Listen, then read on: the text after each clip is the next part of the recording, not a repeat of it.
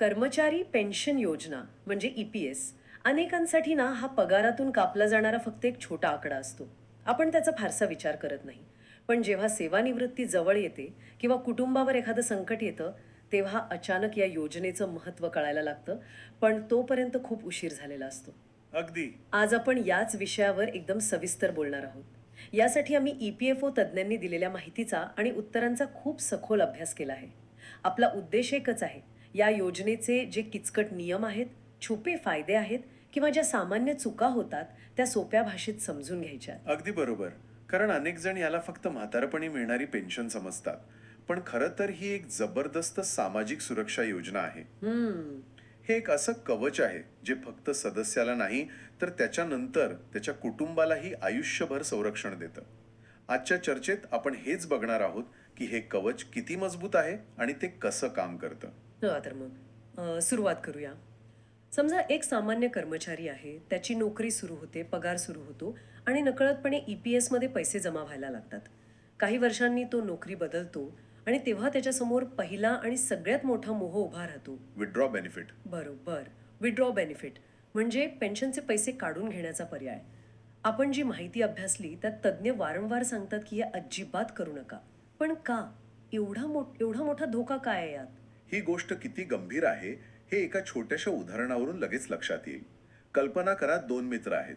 दोघांनी एकाच कंपनीत साधारण 2-3 वर्ष काम केलं आणि मग दोघांनीही नोकरी सोडली. ठीक आहे. पहिल्या मित्राने विचार केला, अरे पेन्शनची रक्कम तशी कमीच आहे, काढून घेऊया, काहीतरी कामी येईल. त्याने फॉर्म भरला आणि पैसे काढून घेतले. आणि दुसऱ्यानं? दुसऱ्या मित्राने पैसे तसेच ठेवले. तो म्हणाला, राहू दे, नंतर बघू काय करायचं ते. हम्म. आता दुर्दैवाने 6 महिन्यानंतर एका अपघातात त्या दोघांचाही मृत्यू झाला. आणि इथे या योजनेचा खरा चेहरा समोर येतो. अच्छा. ज्या मित्राने पैसे काढले होते त्याचं EPS सदस्यत्व त्याच दिवशी संपलं ज्या दिवशी त्याने पैसे काढले. त्यामुळे त्याच्या कुटुंबाला म्हणजे पत्नीला किंवा मुलांना 1 रुपयाही मिळाला नाही. अरे देवा. पण ज्या मित्राने पैसे काढले नव्हते त्याचं सदस्यत्व अजूनही सुरू होतं. त्यामुळे त्याच्या मृत्यूनंतर त्याच्या कुटुंबाला म्हणजे पत्नीला आयुष्यभरासाठी आणि 2 मुलांना 25 वर्षांचे होईपर्यंत दरमहा पेन्शन मिळायला सुरुवात झाली. बापरे. म्हणजे एका छोट्याशा निर्णयाने दोन कुटुंबांचं भविष्य पूर्णपणे बदलून गेलं. अगदी. पण मला एक सांगा, नोकरी सोडल्यानंतरही हे सुरक्षा कवच आपोआप चालू राहतं, हे थोडं विचित्र नाही का वाटत? म्हणजे मी त्या कंपनीसाठी काम करत नाहीये, संबंध तुटलाय, तरीही ते माझ्या कुटुंबाला संरक्षण का देतील? तुमचा प्रश्न अगदी योग्य आहे आणि हाच या योजनेबद्दलचा सगळ्यात मोठा गैरसमज आहे. हे संरक्षण ती कंपनी नाही देत, तर EPFO देतं. अच्छा, EPFO देतं. हो. तुम्ही एकदा सदस्य झालात की तुमचा संबंध थेट EPFOशी येतो. आणि नियम असा आहे की नोकरी सोडल्यानंतरही तुमचं सदस्यत्व किमान 3 वर्षांसाठी सक्रिय राहतं. 3 वर्षांसाठी? हो, 3 वर्ष. आणि याच काळात जर काही बरं वाईट झालं तर कुटुंबाला पेन्शनचे सर्व लाभ मिळतात. याच कारणामुळे आता सरकार असा नियम आणण्याच्या विचारात आहे की नोकरी सोडल्यावर 3 वर्षानंतरच तुम्हाला पैसे काढता येतील. जेणेकरून हे सुरक्षा कवच अबाधित राहील. बरोबर. थोडक्यात सांगायचं तर विड्रॉल बेनिफिट ही आजची एक छोटी गरज असू शकते, पण पेन्शन हे आयुष्यभराचं संरक्षण आहे. वा. म्हणजे पैसे न काढण्याचा एक निर्णय कुटुंबाला आयुष्यभराची सुरक्षा देऊ शकतो. पण ही सुरक्षा नेमकी किती असते? म्हणजे पेन्शनची रक्कम ठरते कशी? यामागे काही गणित आहे का? हो, नक्कीच. याचं एक ठरलेलं सूत्र आहे. ते दिसायला थोडं किचकट वाटू शकतं, पण ते सोपं आहे. काय आहे ते? सूत्र असं आहे, पेन्शन पात्र वेतन गुणिले पेन्शन पात्र सेवा भागिले 70. एक मिनिट. पेन्शन पात्र वेतन आणि पेन्शन पात्र सेवा हे तर ठीक आहे. पण याला 70नेच का भागायचं? हा आकडा कुठून आला? यामागे काही तर्क आहे का? हा खूप चांगला प्रश्न आहे. हा 70 आकडा योजनेच्या सुरुवातीच्या काळात ठरवण्यात आला होता. याचा संबंध सरासरी आयुर्मान आणि कर्मचाऱ्याच्या सेवेच्या वर्षांशी जोडलेला आहे. अच्छा. सोप्या भाषेत सांगायचं तर 58व्या वर्षी निवृत्त होणाऱ्या व्यक्तीला त्याच्या वेतनाच्या साधारण 50% रक्कम पेन्शन म्हणून मिळावी, याच उद्देशाने हे गणित तयार केलंय. म्हणजे बघा, 35 वर्षांच्या सेवेनंतर साधारणतः निम्मी पेन्शन मिळते आणि 35/70 म्हणजे 1/2 म्हणजेच 50%. अच्छा, तर यामागे असा विचार आहे. आता पेन्शन पात्र वेतनाबद्दल सांगा. म्हणजे याच माझा पूर्ण पगार धरला जातो का? नाही. आणि इथेच बरेच जण चुकतात. सध्याच्या नियमानुसार तुमचं पेन्शन पात्र वेतन जास्तीत जास्त 15,000 रुपये प्रति महिना इतकंच धरलं जातं. फक्त 15,000? जरी पगार 1 लाख असला तरी. हो, जरी तुमचा पगार 1 लाख रुपये असला तरी पेन्शनसाठीचे योगदान आणि हिशोब फक्त 15,000 रुपयांवरच केला जातो. आपण जी माहिती अभ्यासली त्यात एक छान उदाहरण माझ्या वाचनात आलं होतं. समजा एखाद्या व्यक्तीने 33 वर्ष नोकरी केली तर त्याला योजनेच्या नियमानुसार 2 वर्षांचा बोनस मिळतो. म्हणजे त्याची एकूण सेवा 35 वर्ष धरली जाते. अगदी बरोबर. आता याच व्यक्तीचं उदाहरण आपल्या सूत्रात टाकूया. समजा त्याचं पेन्शन पात्र वेतन सतत 15,000 रुपये होतं. हम्म. तर गणित असं होईल, 15,000 रुपये गुणिले 35 वर्ष भागिले 70. याचं उत्तर येतं 7,500 रुपये. म्हणजे त्या व्यक्तीला दरमहा 7,500 रुपये पेन्शन मिळेल, जी त्याच्या पेन्शन पात्र वेतनाच्या बरोबर 50% आहे. बरोबर. हे गणित तर आता स्पष्ट झालं. पण पेन्शनसाठी पात्र होण्यासाठी किमान किती वर्ष नोकरी करावी लागते? समजा कोणी 8-9 वर्ष नोकरी करून सोडून दिली तर त्याचं काय? पेन्शनसाठी पात्र होण्याकरिता किमान 10 वर्ष तुमच्या पगारातून पेन्शनसाठी योगदान जमावायला हवं. यालाच कॉन्ट्रीब्युटरी सर्व्हिस म्हणतात. म्हणजे सलग 10 वर्षे? नाही, सलग असण्याची गरज नाही. मध्ये काही वर्ष नोकरी नसली तरी चालेल, पण वेगवेगळ्या नोकऱ्यांमधली सेवा एकत्र करून एकूण 10 वर्ष पूर्ण व्हायला हवीत. आणि जर 10 वर्षांपेक्षा कमी सेवा असेल तर वयाच्या 58व्या वर्षी तुम्हाला पेन्शन मिळत नाही. म्हणजे ते पैसे गेले, बुडाले. नाही, अजिबात नाही. खरं सांगायचं तर मलाही आधी असंच वाटायचं की 10 वर्ष पूर्ण झाली नाहीत तर पैसे बुडतात. पण तसं नाहीये. तुम्हाला वयाच्या 58व्या वर्षी विड्रॉ बेनिफिट मिळतो. अच्छा. म्हणजे तुम्ही आणि तुमच्या कंपनीने मिळून जमा केलेली पेन्शनची रक्कम तुम्हाला परत मिळते. पण एक गोष्ट लक्षात घ्यायला हवी की त्यावर व्याज मिळत नाही, पेन्शनचा लाभ मात्र मिळत नाही. आणि नवीन कर्मचाऱ्यांसाठी काही वेगळे नियम आहेत का? कारण 2014 मध्ये काहीतरी मोठे बदल झाले होते असं मी ऐकलंय. हो, 1 सप्टेंबर 2014 ही तारीख खूप खूप महत्वाची आहे. या तारखेनंतर जे कोणी पहिल्यांदा नोकरीत आले आहेत आणि ज्यांचं मूळ वेतन अधिक महागाई भत्ता म्हणजे बेसिक प्लस डीए मिळून 15,000 रुपयांपेक्षा जास्त आहे, त्यांना EPS योजनेत सहभागी होता येत नाही. अच्छा. पण इथे एक अत्यंत महत्वाचा मुद्दा आहे.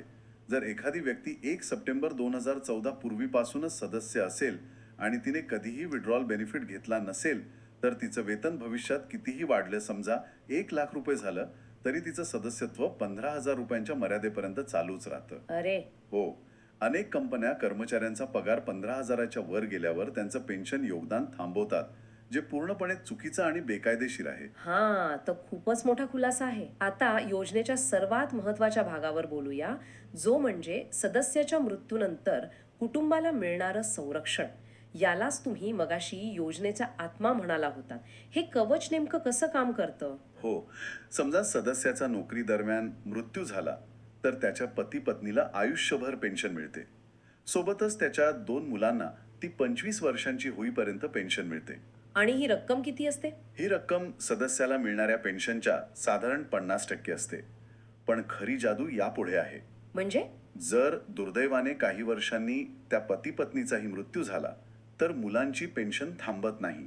ती ऑर्फन पेन्शन म्हणजे अनाथ पेन्शनमध्ये रूपांतरित होते आणि तिची रक्कम वाढते. वाढते? किती? विधवा पेन्शनच्या 25% ऐवजी ती थेट मूळ पेन्शनच्या 75% होते. म्हणजे मुलांना मिळणारा आर्थिक आधार जवळपास तिप्पट होतो. अरे देवा. म्हणजे मी भरलेला पैसा फक्त माझ्याच खात्यात जमा होतोय असं नाहीये, तर तो एका मोठ्या सामूहिक तिजोरीत जातोय आणि ज्या कोणाच्या कुटुंबावर संकट येईल त्याला तिथून मदत मिळते. अगदी बरोबर. हे तर अक्षरशः एका विमा योजनेसारखं आहे. तुम्ही अगदी अचूक शब्द वापरलात. ही एक पूल्ड फंड योजना आहे, म्हणजेच सामूहिक निधी. आणि म्हणूनच फक्त 1 महिन्याचं योगदान दिल्यानंतर जरी सदस्याचा मृत्यू झाला तरी त्याच्या कुटुंबाला हे सर्व लाभ मिळतात. फक्त 1 महिन्याच्या योगदानाने सुद्धा? हो, कारण ते लाभ त्याच्या एकट्याच्या पैशातून नाही तर आपल्या सगळ्यांच्या योगदानातून दिले जातात. आपण सगळे मिळून एकमेकांचं कुटुंबांचं संरक्षण करत असतो. हे सगळं ऐकून खूप दिलासा मिळतोय. पण या सगळ्या प्रक्रिया कशा पार पाडायच्या? समजा एखाद्याला पेन्शनचा दावा करायचा असेल तर काय करावं लागेल? कागदपत्रांचा खूप त्रास होतो का? पूर्वी व्हायचा, मान्य आहे. पण आता प्रक्रिया खूप सोपी झाली आहे.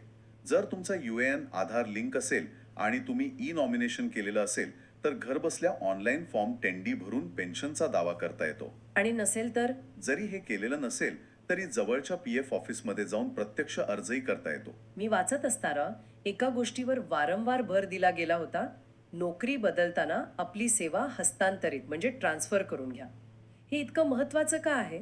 हा अत्यंत महत्वाचा आणि तितकाच दुर्लक्षित मुद्दा आहे. माझ्या एका मित्रासोबतच हे घडलं होतं. त्याने त्याच्या 20 वर्षांच्या करिअरमध्ये 4 कंपन्या बदलल्या, पण त्याच्या पहिल्या नोकरीतील PF आणि पेन्शन सेवा कधीच हस्तांतरित केली नाही. त्याला वाटलं, काय फरक पडतोय, पैसे तर आहेतच. आता ती पहिली कंपनीच बंद पडलीये आणि त्याचे त्या 20 वर्षांचे पैसे आणि पेन्शन सेवा दोन्ही अडकले आहेत. अरे रे. त्यामुळे हा सल्ला मी स्वतः अनुभवला आहे. निवृत्तीच्या वेळी जर तुमची सगळी सेवा एकाच खात्यात दिसत नसेल तर पेन्शन मंजूर व्हायला प्रचंड उशीर लागतो. कागदपत्र गोळा करताना नाकीनऊ येतात. ही तर खूपच गंभीर समस्या आहे. आणि जे आधीच पेन्शन घेत आहेत त्यांच्यासाठी डिजिटल लाईफ सर्टिफिकेट म्हणजे हयातीचा दाखला सादर करण्याची एक अट असते, त्याबद्दल काय सांगाल? पेन्शन धारकांना दरवर्षी नोव्हेंबर महिन्यात आपला हयातीचा दाखला सादर करावा लागतो. हे एक प्रकारे सरकारला कळवणं असतं की पेन्शन धारक हयात आहे आणि त्याची पेन्शन सुरू ठेवली पाहिजे. आणि नाही केलं तर? हे न केल्यास पेन्शन थांबवली जाते.